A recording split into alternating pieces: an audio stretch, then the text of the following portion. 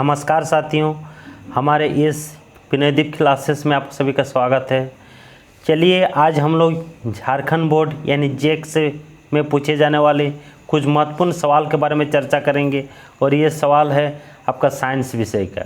तो हम लोग जानते हैं कि मैट्रिक में हमारे अभी जो मैट्रिक की एग्ज़ाम होगी ये 2 एग्ज़ाम होगी, एक टर्म 1 और एक टर्म 2। तो टर्म 1 के कुछ खास सवाल के साथ मैं आप लोग के साथ हूँ, जो एक एक करके हम लोग उसका सिलसिलेवार ढंग से उसका डिस्कशन करते हुए फिर आगे बढ़ेंगे। तो नंबर 1 सवाल है कि ध्रुव और वक्रता केंद्र को मिलाने वाली रेखा को क्या कहते हैं।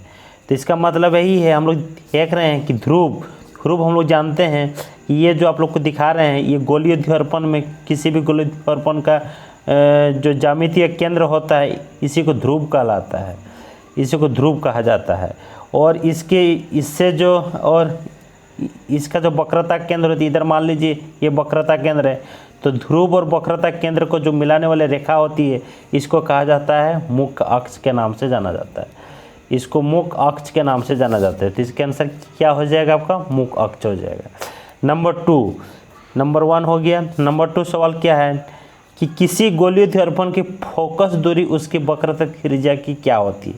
तो हम लोग जानते हैं कि ये मान लीजिए गोलीय ध्रुवण है, तो इसकी फोकस दूरी आपका वक्रता केंद्र ध्रुव के बीचों बीच यानी मध्य बिंदु इसका फोकस दूरी कहलाता है। तो हम लोग जानते हैं कि किसी गोलीय ध्रुवण की फोकस दूरी उसके वक्रता त्रिज्या क्या हो जाएगी, आधी हो जाएगी। चलिए नेक्स्ट सवाल देखते हैं कि किस ध्रुवण की फोकस दूरी ऋणात्मक होती है। तो हम लोग जानते हैं कि अवतल ध्रुवण की फोकस दूरी ऋणात्मक होती है। इसके बाद चलिए आगे बढ़ते हैं कि लेंस सूत्र क्या है, यानी लेंस सूत्र है तो हम लोग जानते हैं 1/v - 1/u = 1/f। और अगर हम लोग इसी में दर्पण सूत्र के बारे में कहेगा तो क्या हो जाएगा 1/v + 1/u = 1/f। ये क्या है, दर्पण सूत्र कहलाएगा, ये हो जाएगा आपका दर्पण सूत्र। लेकिन लेंस सूत्र में यहाँ पर क्या हो जाएगा, माइनस हो जाएगा। चलिए फिर आगे बढ़ते हैं, कौन सा लेंस अपसारी लेंस भी कहा जाता है। तो हम लोग जी जानते हैं कि एक लेंस होता है अभिसारी लेंस कहा जाता है और एक होता है अपसारी लेंस। तो उत्तल लेंस को अभिसारी लेंस और अवतल लेंस को अपसारी लेंस कहा जाता है। अपसारी का मतलब होता है छितराव हो जाना, मतलब इस टाइप से हम लोग अगर लेंस देखते हैं, ये आपका अवतल लेंस है। जब भी इसमें प्रकाश किरण आएगी तो क्या होगा, इधर आपका बिखर जाएगा। तो इसको क्या कहा जाता है, अपसारी कहा जाता है। अपसारी होती हुई प्रतीत होती है, तो किस में हो जाएगा, ये अवतल लेंस। इसका उत्तर क्या हो जाएगा, अवतल लेंस हो जाएगा। चलिए आगे के क्वेश्चन में देखते हैं कि किस प्रकार का लेंस आभासी सीधा तथा वस्तु के आकार से छोटा प्रतिबिंब बनाता है। तो हम लोग जानते हैं कि आभासी सीधा वस्तु के आकार से छोटा प्रतिबिंब हम लोग किस में बनाते हैं, अवतल लेंस में बनाते हैं। चलिए नेक्स्ट सवाल देखते हैं कि स्नेल के नियमानुसार होता है। तो स्नेल का नियम क्या है कि μ = sin i / sin r, μ = sin i / sin r, इसके उत्तर हो जाएगा। उसके बाद देखते हैं नेक्स्ट सवाल कि किसी लेंस की क्षमता p है और उसकी फोकस दूरी f है, तो इसमें क्या संबंध। तो हम लोग जानते हैं कि जब भी लेंस की क्षमता निकालते हैं तो p क्या करते हैं, 1/f निकालते हैं, और इतना डायप्टर लेंस की क्षमता होती है। तो इसका संबंध क्या हो जाएगा, p = 1/f के संबंध में ये हो जाएगा।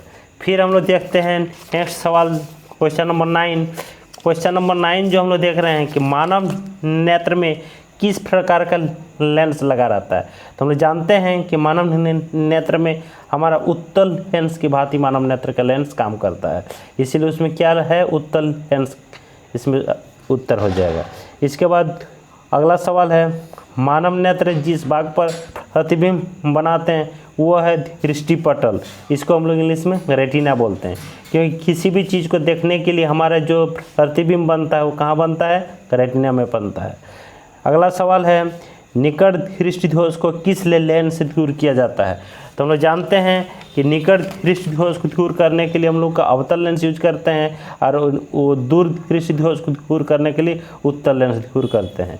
उत्तल लेंस की यूज करते हैं, उपयोग करते हैं। तो इसमें एक ट्रिक भी है, जैसे दूर में कितना वर्ड है, 2 है, और निकट में कितना है, कितना अक्षर है, इसमें 3 है। तो 2 से 3 में और 3 से 4 में, मतलब उत्तल हो जाएगा ये 3 अक्षर वाला, और ये आपका अवतल हो जाएगा 4 अक्षर वाला। तो इसीलिए हम लोग याद रखना 2 3 3 4। दूर अगर कहता तो उत्तल होता, और निकट कहता तो अवतल होता। तो इसमें क्या है, आपका निकट दृष्टिदोष की बात की जा रही है, तो इसमें क्या उत्तर हो जाएगा, अवतल लेंस हो जाएगा।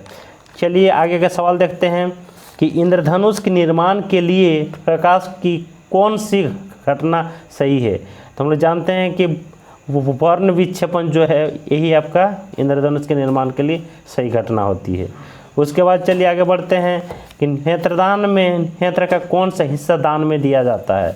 मतलब हम लोग जानते हैं जब कोई भी व्यक्ति ने नेत्रदान के लिए रजिस्ट्रेशन करता है, अब उसका क्या होता है, जब नेत्रदान जब आदमी की मृत्यु हो जाती है, तब हमारे मेडिकल टीम के द्वारा उसके कॉर्निया को ले लिया जाता है।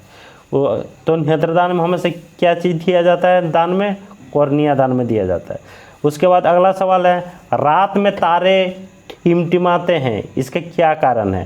तो हम लोग जानते हैं ये रात में जो तारे टिमटिमाने के कारण है अपवर्तन के कारण। अपवर्तन के कारण हम लोग क्या होते हैं, रात में तारे टिमटिमाते हैं।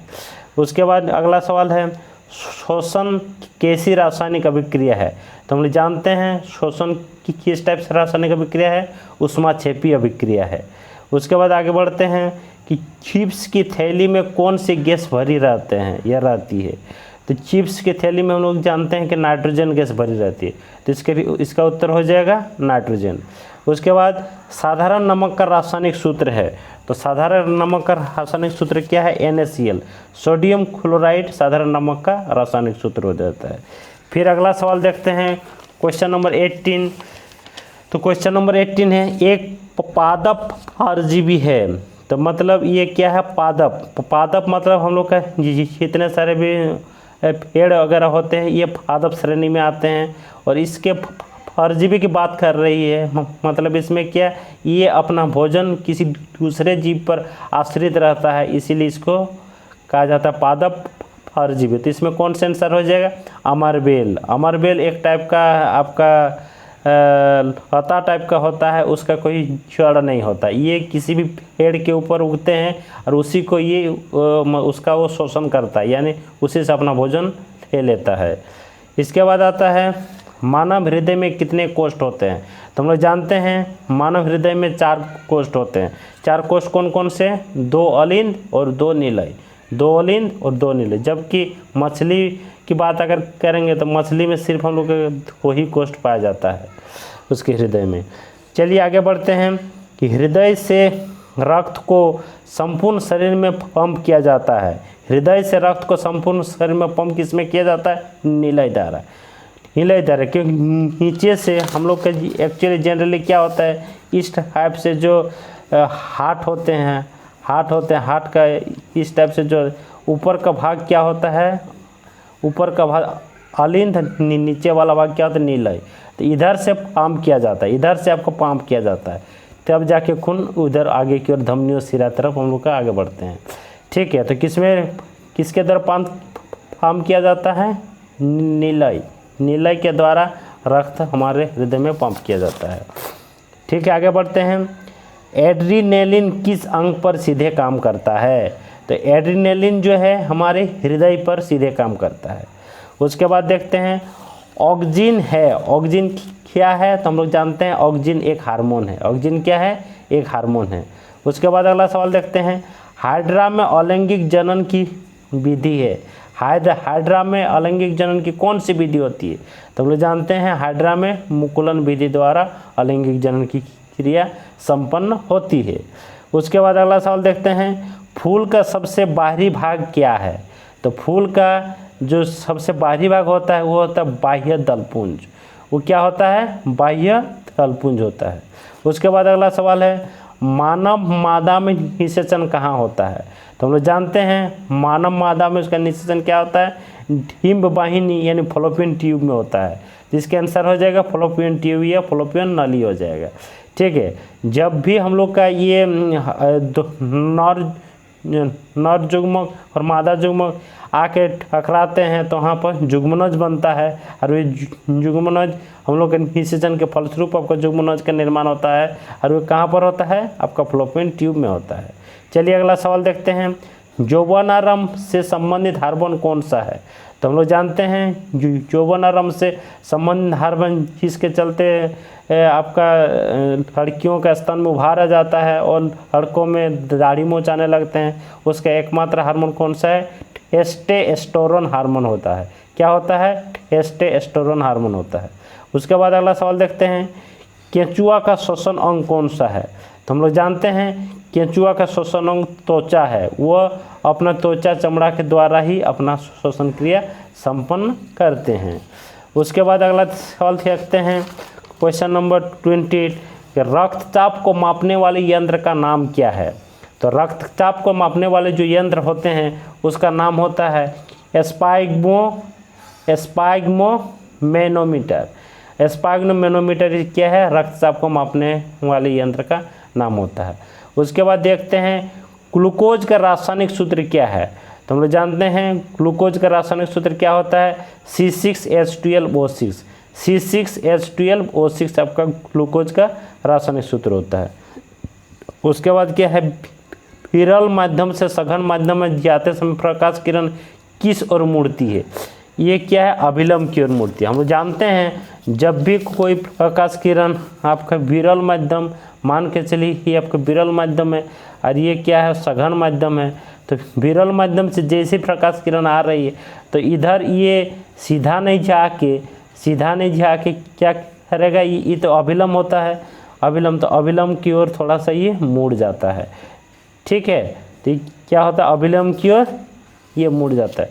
इसी को हम लोग कहते हैं अपवर्तनांग, अपवर्तन भी कहते हैं। क्रिया को क्या कहते हैं? अपवर्तन। तो आई होप आप सभी सवाल अच्छी तरह से समझ गए होंगे। तो ठीक है, आगे की वीडियो में फिर इसी टाइप के सवाल लेके फिर आगे आएंगे। तब तक के लिए धन्यवाद। Thank you for watching this video.